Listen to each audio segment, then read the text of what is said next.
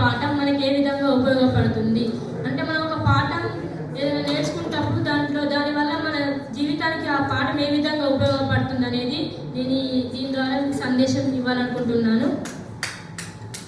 కవి బొమ్మల పోతన. ఇతని 15వ శతాబ్దానికి చెందిన కవి. ఇతని తల్లి లక్కమ్మ, తండ్రి కేసన. ఇతను బొమ్మల గ్రామ నివాసి.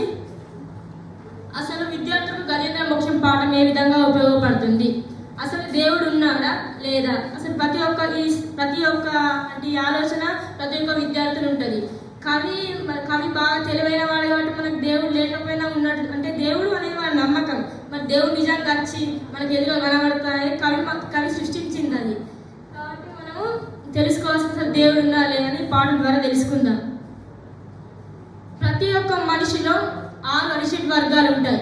కోపం, కామం, క్రోధం, మోహం, మదం. ఇవి 6 మనిషిని మన రోజు వెంటాడే శత్రువులు. ప్రతి ఒక్క విషయాన్ని కోపడడం అంటే ఈ 6 శత్రువుల వల్ల మనం ఏ పని సక్రమంగా చేయకపోవడం. ఇప్పుడు రేపు మనం ఒక పరీక్షకు చదువుతామంటే దేవుడా రేపు నేను ఏం చదవలేదు, నన్ను మాత్రం పాస్ అని కొందరు మూర్ఖులు కోరుకుంటారు.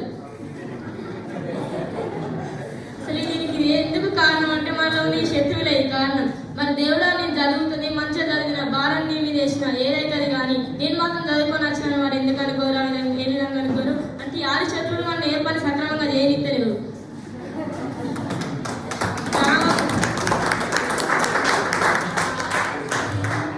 కామం అనగా బలమైన కోరిక. ఏదైనా ఒక వస్తువునైనా దేనైనా చూసినప్పుడు ఇది నాకు ఎట్లన్నా కావాలి, మరి ఇది నాకు రాకపోయింది అనుకో నేను పక్కన ముంచాలని దీన్ని తీసుకోవాలనుకోవడం. కోపం ప్రతి ఒక్క విషయానికి నా ఫ్రెండ్ బుక్ ఇస్తలేదు, నా ఫ్రెండ్ పెన్ ఇస్తలేదు, ఈ చిన్న చిన్న విషయాలకు ఆలోచన చేయకుండా కోపపడటం. లోభ అనగా పిసినారితనం. మన దగ్గర డబ్బులున్నా అవి మనకు అవసరానికి ఎక్కువ ఉన్నా కూడా పక్కన తింటే అబ్బా నా పైసలు అయిపోతాయేమో అనుకోవడం. మోహం ఏదైనా చూసినప్పుడు అది నాకే దక్కాలి, ఇంకొకరు దక్కద్దు, అది ఏదైనా నేను దక్కించుకోవాలనుకోవడం.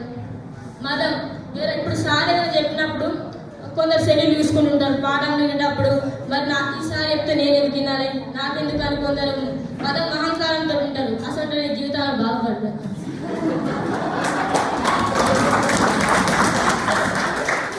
అంటే విద్యార్థి ఎండాల్సిన లక్షణాలు. మనం ఒక దశను ఎంచుకున్నప్పుడు దానికోసం తప్పకుండా కృషించాలి.